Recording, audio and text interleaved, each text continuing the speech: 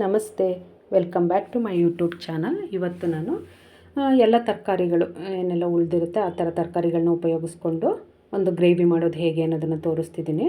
ರುಚಿ ತುಂಬಾ ಚೆನ್ನಾಗಿರುತ್ತೆ, ಮಾಡೋದು ಕೂಡ ತುಂಬಾ ಸುಲಭ. ಮನೆಯಲ್ಲಿ ಏನೆಲ್ಲ ಇಂಗ್ರೀಡಿಯೆಂಟ್ಸ್ ಇದೆ ಅದನ್ನೇ ಉಪಯೋಗಿಸ್ಕೊಂಡು ಮಾಡ್ತಕ್ಕಂಥ ಒಂದು ಗೊಜ್ಜು ಗ್ರೇವಿ ಏನಾದರೂ ಅಂದ್ಕೋಬೋದು. ನೋಡ್ತಿರ್ತಿಲ್ಲ ಎಷ್ಟು ಕಲರ್ಫುಲ್ಲಾಗಿ ಬಂದಿದೆ ಅಂತ ಹೇಳಿ. ಬನ್ನಿ ಮಾಡೋದು ಹೇಗೆ, ಏನೆಲ್ಲ ಇಂಗ್ರೀಡಿಯೆಂಟ್ಸ್ ಬೇಕು ಅಂತ ಅಂದ್ಬಿಟ್ಟು ನೋಡೋಣ. ನಾನಿಲ್ಲಿ ಮೊದಲಿಗೆ ತರಕಾರಿ ಏನೆಲ್ಲ ತೊಗೊಂಡಿದ್ದೀನಿ ಅನ್ನೋದನ್ನು ತೋರಿಸ್ತಿದ್ದೀನಿ. ಒಂದು ಮೀಡಿಯಮ್ ಸೈಜ್ ಕಪ್ಪು ಇದು ನೋಡ್ತಿರ್ಬೋದು. ಇದರಲ್ಲಿ ಒಂದು ಅರ್ಧ ಆಲೂಗೆಡ್ಡೆ ಇದೆ, ಹಾಗೆಯೇ ಒಂದು ಮೀಡಿಯಮ್ ಸೈಜು ಕ್ಯಾರೆಟ್ ಹಾಕ್ಕೊಂಡು ಕಟ್ ಮಾಡಿ ಇಟ್ಕೊಂಡಿದ್ದೀನಿ. ಬೀಟ್ರೋಟು 1 ಕಪ್ಪು, ಒಂದೇ ಒಂದು ಬಾಳೆಕಾಯಿ ಇತ್ತು ಅದನ್ನು ಕೂಡ ಕಟ್ ಮಾಡಿ ಇಟ್ಕೊಂಡಿದ್ದೀನಿ. ದಪ್ಪ ಮೆಣಸಿನ್ಕಾಯಿ, ಹಾಗೆಯೇ ಬೀನ್ಸು 1 ಕಪ್ಪು. ಇಲ್ಲಿ ನೋಡ್ತಿರ್ಬೋದು ಬದನೆಕಾಯಿನ ನಾನು ಕಟ್ ಮಾಡಿ ನೀರಲ್ಲಿ ಹಾಕಿ ಇಟ್ಕೊಂಡಿದ್ದೀನಿ, ಕಪ್ಪಾಗುತ್ತೆ ಅನ್ನೋ ಕಾರಣದಿಂದ. ಇದ್ರ ಜೊತೆಗೆ ನಿಮಗೆ ಯಾವ ತರಕಾರಿ ಬೇಕೋ ಆ ತರಕಾರಿನ ಉಪಯೋಗಿಸ್ಕೋಬೋದು. ಇದೇ ತರಕಾರಿ ಬೇಕು ಅಂತ ಏನಿಲ್ಲ ಈ ಗೊಜ್ಜು ಮಾಡಲಿಕ್ಕೆ. ಹಾಗೆಯೇ ಪರ್ಟಿಕ್ಯುಲರಾಗಿ ಒಂದೇ ಒಂದು ತರಕಾರಿ ಇದ್ದರೆ, ತುಂಬ ತರಕಾರಿ ಇದೆ ಇದು ಒಂದೇ ಅಂದರೆ ಅದರಲ್ಲೂ ಕೂಡ ಮಾಡ್ಬೋದು, ರುಚಿ ಚೆನ್ನಾಗೇ ಬರುತ್ತೆ.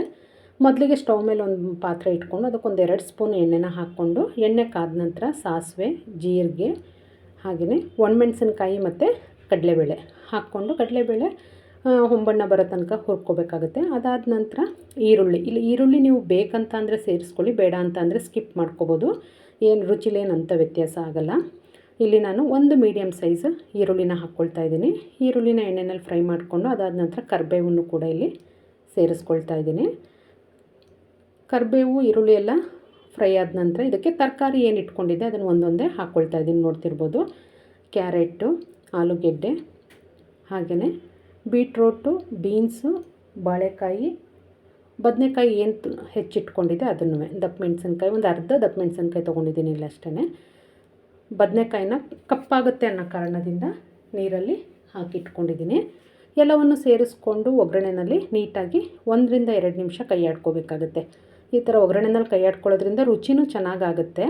ಹಾಗೆಯೇ ಒಂದು ಸ್ವಲ್ಪ ಇದರಲ್ಲೇ ಕುಕ್ಕಾಗುತ್ತೆ, ತುಂಬ ಹೊತ್ತು ಬೇಯಿಸಬೇಕು ಅಂತ ಏನಿಲ್ಲ. ನೋಡ್ತಿದ್ದೀರಲ್ಲ, ಇದಕ್ಕೆ ಒಂದು ಅರ್ಧ ಸ್ಪೂನಷ್ಟು ಅರಶಿನ ಪುಡಿನ ಇಲ್ಲಿ ಸೇರಿಸ್ಕೊಂಡು ಮಿಕ್ಸ್ ಮಾಡ್ಕೊಳ್ತಾ ಇದ್ದೀನಿ.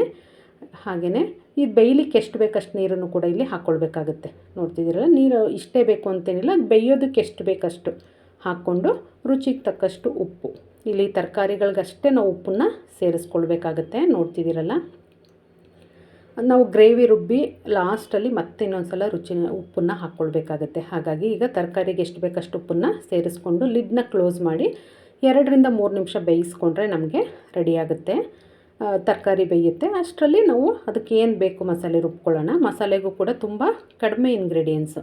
ತೆಂಗಿನಕಾಯಿ 1 ಬಟ್ಲು, ಹುರ್ಗಡ್ಲೆ 2 ಸ್ಪೂನು, ಸಾಂಬಾರು ಪೌಡ್ರು ನೀವು ಮನೆಯಲ್ಲಿ ದಿನನಿತ್ಯ ಏನು ಉಪಯೋಗಿಸ್ತೀರಾ ಅದೇ ಸಾಂಬಾರು ಪೌಡ್ರನ್ನ ನೀವು ಇಲ್ಲಿ ಉಪಯೋಗಿಸ್ಕೊಳ್ಬೋದು. ಹುಣಸೆಹಣ್ಣು, ಒಂದು ನಿಂಬೆಹಣ್ಣು ಗಾತ್ರದಲ್ಲಿ ಒಂದು ಅರ್ಧ ಅಷ್ಟು ನಿಂಬೆಹಣ್ಣು, 1 ಈರುಳ್ಳಿ ಮೀಡಿಯಮ್ಮು, ಹಾಗೆಯೇ ಟೊಮೊಟೊ ಮೀಡಿಯಮ್ ಸೈಜ್ ಆದರೆ 2, ದಪ್ಪ ಟೊಮೊಟೊ ಆದರೆ 1. ಇಲ್ಲಿ ಈರುಳ್ಳಿ ಬೇಡ ಅಂದರೆ ನೀವು ಸ್ಕಿಪ್ ಮಾಡ್ಕೋಬೋದು. ಈರುಳ್ಳಿ ಹಾಕ್ಕೊಂಡ್ರೆ ಅದು ಬೇರೆ ಥರ ರುಚಿ ಬರುತ್ತೆ, ಹಾಕ್ಕೊಳ್ಳಿಲ್ಲ ಅಂದ್ರೂ ರುಚಿಯಾಗಿರುತ್ತೆ. ಬೇಕಂತ ಅಂದರೆ ಹಾಕ್ಕೊಳ್ಳಿ, ಇಲ್ಲಾಂದರೆ ಸ್ಕಿಪ್ ಮಾಡ್ಕೊಳ್ಳಿ. ಇದಿಷ್ಟು ನಮಗೆ ಮಸಾಲೆ ರುಬ್ಬಲಿಕ್ಕೆ ಬೇಕಾಗಿರ್ತಕ್ಕಂಥ ಸಾಮಾನುಗಳು. ಬನ್ನಿ ಇದೆಲ್ಲನೂ ಮಿಕ್ಸಿ ಜಾರಿಗೆ ಹಾಕ್ಕೊಂಡು ನುಣ್ಣಗೆ ಪೇಸ್ಟ್ ಮಾಡ್ಕೊಳ್ಳೋಣ. ಇಲ್ಲಿ ನೀವು ಹುಳಿ ಟೊಮೊಟೊ ತೊಗೊಂಡು ಸ್ವಲ್ಪ ಹುಣಸೆಹಣ್ಣಲ್ಲಿ ವ್ಯತ್ಯಾಸ ಮಾಡ್ಕೊಳ್ಳಿ, ಸ್ವಲ್ಪ ಹಾಕ್ಕೊಳ್ಳಿ ಹುಣಸೆಹಣ್ಣನ್ನು. ಇದು ನಾನು 1 ಜಾಮೂನ್ ಟೊಮೊಟೊ ಹಾಗೆ 1 ಹುಳಿ ಟೊಮೊಟೊ ತೊಗೊಂಡಿದ್ದೀನಿ, ಹಾಗಾಗಿ ಹುಣಸೆಹಣ್ಣನ್ನು ತೊಗೊಂಡಿದ್ದೀನಿ. ಹುಣಸೆಹಣ್ಣು ರುಚಿ ತುಂಬ ಚೆನ್ನಾಗಿ ಕೊಡುತ್ತೆ ಹುಣಸೆಹಣ್ಣು ಹಾಕೋದ್ರಿಂದ, ಹಾಗಾಗಿ ಹುಣಸೆಹಣ್ಣನ್ನು ಸ್ಕಿಪ್ ಮಾಡೋಕ್ಕೆ ಹೋಗಬೇಡಿ, ಹಾಕ್ಕೊಳ್ಳಿ. ಎಲ್ಲವನ್ನು ಹಾಕ್ಕೊಂಡು ನೀಟಾಗಿ ರುಬ್ಕೊಳ್ಳೋಣ. ಅದು ರುಬ್ಕೊಳ್ಳೋಷ್ಟರಲ್ಲಿ ನಮಗೆ ನೋಡಿಲಿ ತರಕಾರಿನೂ ಎಲ್ಲ ನೀಟಾಗಿ ಬೆಂದಿದೆ. ನೋಡ್ತಿರ್ಬೋದು ಎಷ್ಟು ಕಲರ್ಫುಲ್ಲಾಗಿದೆ ಅಂತ ಅಂದ್ಬಿಟ್ಟು. ಇದನ್ನು ಆದಷ್ಟು ಈ ಥರ ಓಪನ್ನಾಗಿ ಮಾಡ್ಕೊಂಡ್ರೆ ರುಚಿ ತುಂಬ ಚೆನ್ನಾಗಿರುತ್ತೆ. ಕುಕ್ಕರಲ್ಲಿ ಕೂಗಿಸ್ಕೊಳ್ಳೋದ್ರಿಂದ ಅಷ್ಟು ರುಚಿ ಅನಿಸಲ್ಲ, ಹಾಗಾಗಿ ಈ ಥರ ಓಪನ್ನಾಗೇ ಮಾಡ್ಕೊಳ್ಳಿ, ರುಚಿ ಚೆನ್ನಾಗಿ ಅನಿಸುತ್ತೆ. ಈ ರುಬ್ಬಿರ್ತಕ್ಕಂಥ ಮಸಾಲೆನ ಸೇರಿಸ್ಕೊಂಡು ಕನ್ಸಿಸ್ಟೆನ್ಸಿಗೆ ಎಷ್ಟು ಬೇಕಷ್ಟು ನೀರನ್ನು ಕೂಡ ನಾವು ಇವಾಗಲೇ ಹಾಕ್ಕೊಳ್ಬೇಕಾಗುತ್ತೆ.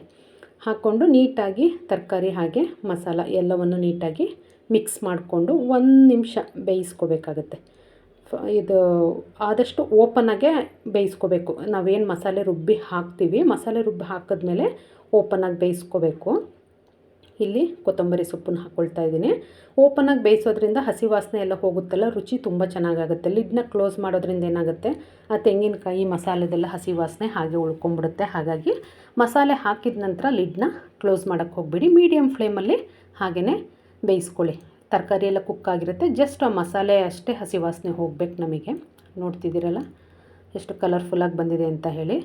ಈಗ ಆ ಮಸಾಲೆಗೆ ಎಷ್ಟು ಬೇಕು ಅಷ್ಟನ್ನು ಮಾತ್ರ ಉಪ್ಪನ್ನು ಸೇರಿಸ್ಕೊಳ್ತಾ ಇದ್ದೀನಿ. ನೋಡ್ಕೊಂಡು ಉಪ್ಪನ್ನು ಹಾಕ್ಕೊಳ್ಳಿ. ಆಲ್ರೆಡಿ ತರಕಾರಿಗೆ ಹಾಕಿರೋದ್ರಿಂದ ಮಸಾಲೆಗಷ್ಟೇ ಉಪ್ಪನ್ನು ಸೇರಿಸ್ಕೊಳ್ತಿದ್ದೀನಿ.